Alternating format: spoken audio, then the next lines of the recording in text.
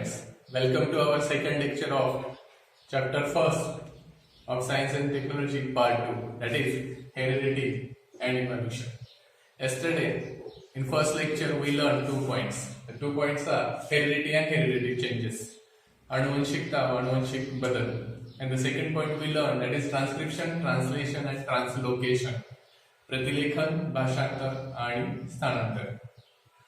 In transcription we learned that is synthesis of RNA. Translation means there are anticodons on tRNA which are sequential or which are complementary to the codons of mRNA. And in translocation we learned that the ribosomes move from one end of mRNA to another end by the gap of 3 or by the gap of triplet codon. Okay.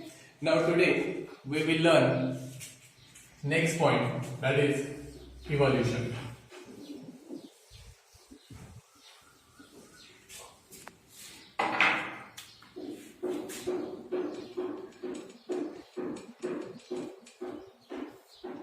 Evolution means Utkranti.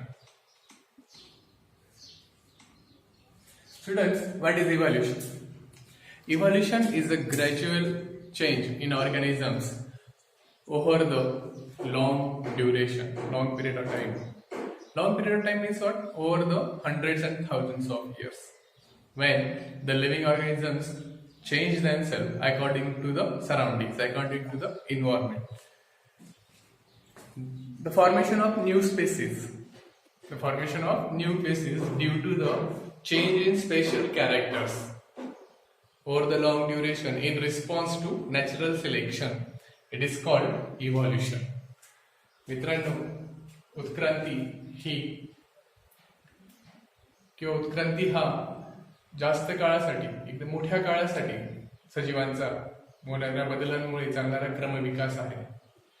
नैसर्गिक निवडीला प्रतिसाद म्हणून सजीवांच्या एका वर्गाच्या लक्षणांमध्ये पिढ्यानपिढ्या जो बदल होत जातो, की ज्या बदलांमुळे सजीवांची एक नवीन जीवजाती निर्माण होते, त्यालाच आपण उत्क्रांती असे म्हणतो.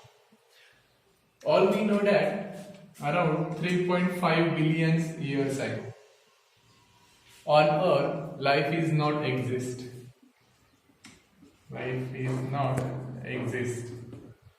म्हणजे जवळपास 3.5 अब्ज वर्षांपूर्वी पृथ्वीवर सजीव सृष्टी नव्हती. In that era only few simple elements are there.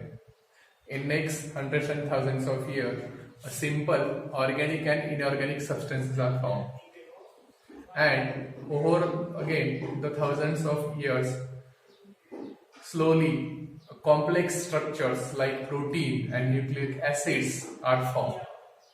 3.5 अब्ज वर्षांपूर्वी पृथ्वीवर कोणत्याही प्रकारची सजीव सृष्टी नव्हती. तेव्हा काही सामान्य मूलद्रव्ये होती आणि अतिशय सोपी अशी सेंद्रिय आणि असेंद्रिय संयुग पृथ्वीवर होते. पुढच्या 1000 वर्षांमध्ये क्रमाने बदल होत गेला आणि प्रथिन किंवा केंद्रकीय आम्ल यासारखी जटिल पदार्थ तयार होत गेले. Now this process is continuous and all we know that now on Earth crores of species of animals and plants are there. We all know that if we take an example about animals, in today's era we have the unicellular animals like amoeba and paramecium. They are unicellular organisms, and at the same time we are humans are there, and the largest mammal of the world, that is whale, means there is a large diversity on Earth. प्राण्यांचं आपण उदाहरण घेतलं तर आज पृथ्वीच्या पृष्ठभागावर पृथ्वीवर एकपेशीय सजीव वांपासून महाकाय सजीवांपर्यंत प्राण्यांचं अस्तित्व आहे. त्या एकपेशीय प्राण्यांचं उदाहरण घ्यायचं म्हटलं तर अमिबा आणि पॅरामेशियम हे एकपेशीय प्राणी आहेत. मानव हा एक बहुपेशीय प्राणी असून व्हेल, आपण त्याला देवमासा म्हणून ओळखतो, हा एक महाकाय सस्तन प्राणी देखील आहे. If we take an example of plants, In plants also, if we take an example of they are in abundance in nature from unicellular to multicellular. If we take an example of unicellular plant, that is Chlorella, and multicellular largest plant is banyan tree. वनस्पतींचं देखील एक स्वतंत्र सजीव सृष्टी आहे की ज्यामध्ये एकपेशीय आणि बहुपेशीय वनस्पतींच्या लाखो करोडो स्पेसीज जीवजाती आहेत. त्यामध्ये एकपेशीयचे उदाहरण क्लोरेला, तर बहुपेशीय उदाहरण एक महाकाय वृक्ष म्हणून आपण वडाचे झाड याचं उदाहरण देऊ शकतो. This is all come under the term evolution. Now the evolution again explain by many scientists or on many bases, that is called as theory of evolution. उत्क्रांतीचा सिद्धांत. Theory of evolution.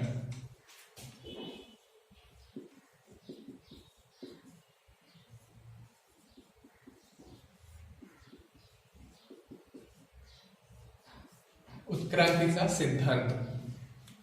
According to this theory of evolution, the life is start from ocean. Life is start from ocean.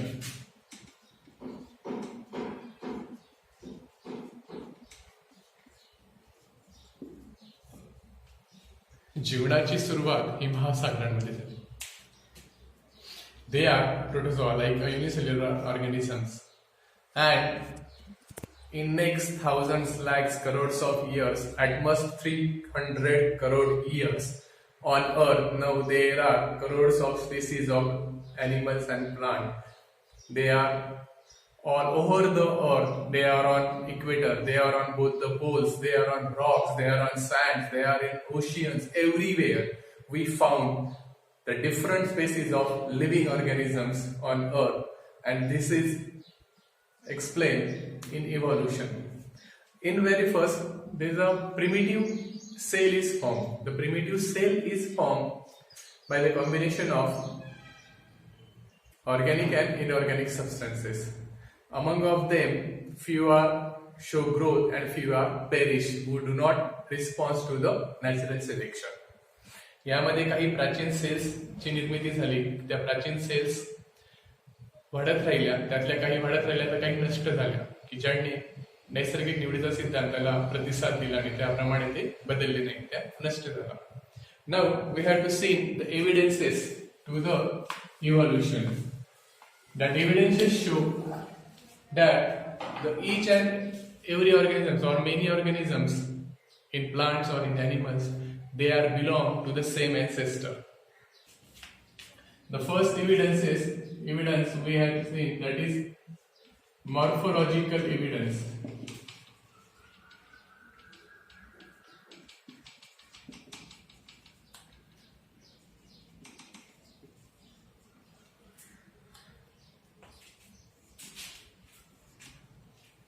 बाह्यरूपीय पुरावे.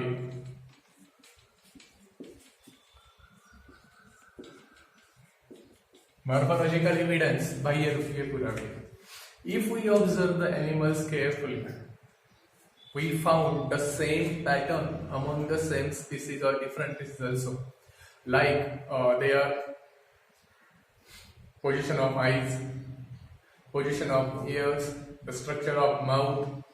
We found that the many animals, if we take an example, like all the herbivorous animals, their position of eyes is on either side. All the carnivorous animals, their position of eyes is at front. And also, many herbivorous animals have ear pinna. With that ear pinna, they can move their ears to take the signals from the environment. आपण जर प्राण्यांकडे बघितलं त्यांच्या बाह्यरूपी पुरांपासून, तर त्या प्राण्यांमध्ये असलेल्या डोळ्यांची ठेवण, डोळ्यांचे स्थान, त्यांच्या मुखाची रचना, त्यांच्या कानांचे स्थान किंवा कानांची रचना, यावरून देखील आपण सहज निष्कर्ष काढू शकतो की they all have common ancestor, की ते एका समान दुव्याशी जोडले गेलेले आहेत. They all have common ancestor. That is called morphological evidence. बाह्यरूपीय पुरावे. The second we have to learn that is anatomical evidences. शरीरशास्त्रीय पुरावे.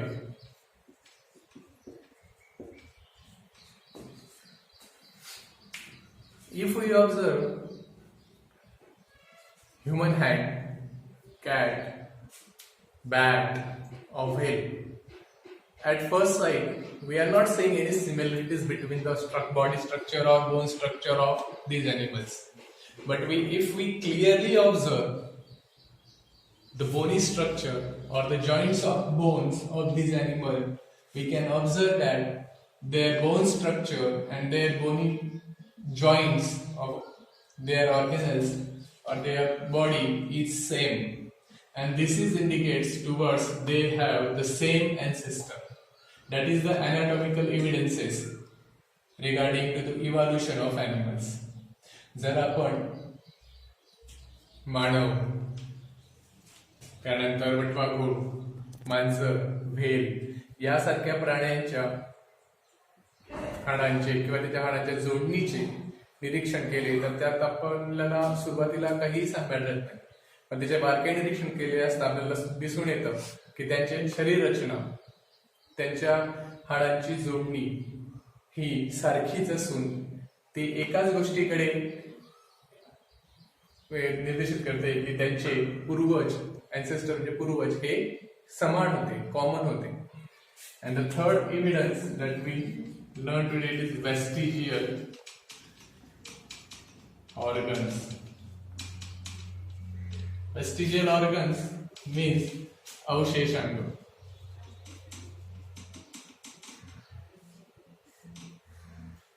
What is vestigial organs? The degenerated or undeveloped, useless organs. Degenerated, undeveloped, useless organs are called vestigial organs of the living organisms. Or in short, the organs which are present in the body but having no function are called vestigial organs.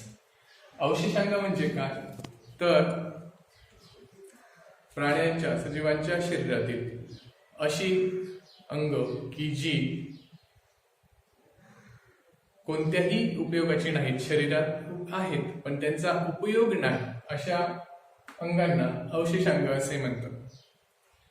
ही अपूर्ण राहू शकतात किंवा त्यांच्यात क्रमिक विकास बदल होत असेल पण ते आज काही कामाचे असतील किंवा हजारो वर्षापूर्वी कामाचे असतील पण आज कामाचे नसतील, त्याला आपण अवशेषांग असे म्हणतो.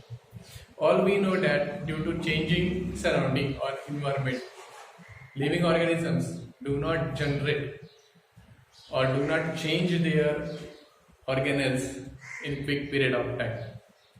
It needed thousands of years, hundreds of years gap, and it is a gradual change in many generations, and this change is due to the changing environment. It is a response to the natural selection.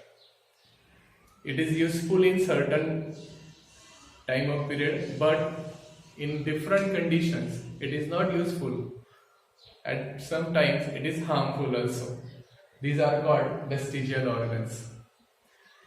प्राणी बदलत्या परिस्थितीनुसार लगेच चटकन आपल्या अंगांमध्ये, शरीराच्या इंद्रियांमध्ये बदल करू शकत नाही. तर हा बदल हा शेकडो हजारो वर्षात अनेक पिढ्यांमध्ये थोडा थोडा होत असताना होत जातो आणि नवीन अवशेषांग, नवीन इंद्रिय त्यांच्या शरीरात तयार होतात. त्याचप्रमाणे बदलणाऱ्या परिस्थितीप्रमाणे अशी काही इंद्रिय असतात की जी हळूहळू त्याचा उपयोग त्यांच्यासाठी शून्य होतो किंवा ते अंग शरीरात असून ते त्यांना हानिकारक सुद्धा होऊ शकतं. There are many examples of vestigial organs like appendix. Many vestigial organs can not be useful for the certain living organisms, but it is useful in other living organisms. For an example, appendix is not useful in human being, but it is useful in relicants, that is म्हणजे आंत्रपुच्छ appendix हे मानवासाठी उपयोगी नाही पण रवंथ करणाऱ्या प्राण्यांसाठी ते उपयोगी आहे. Ear pinna. Ear pinna it is not useful in human being but it is useful in monkeys. कानाचे स्नायू हे मानवामध्ये उपयोगी नाही कान फिरवण्यासाठी, पण ते माकडांमध्ये मात्र उपयोगी आहे. There are many vestigial organs like appendix, ear pinna, wisdom teeth, body hairs. These are the few examples of vestigial organs which are present but not useful. अशी ही अवयव आहेत, जसे अक्कलदाढ आहे, शरीरावरील केस आहे, अंतपुच्छ आहे,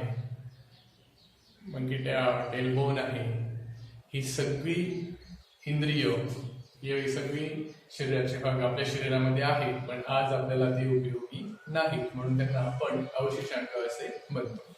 Today we learn these 3 evidences of evolution. Okay. In next lecture we will learn next part. Until then, goodbye. Thank you.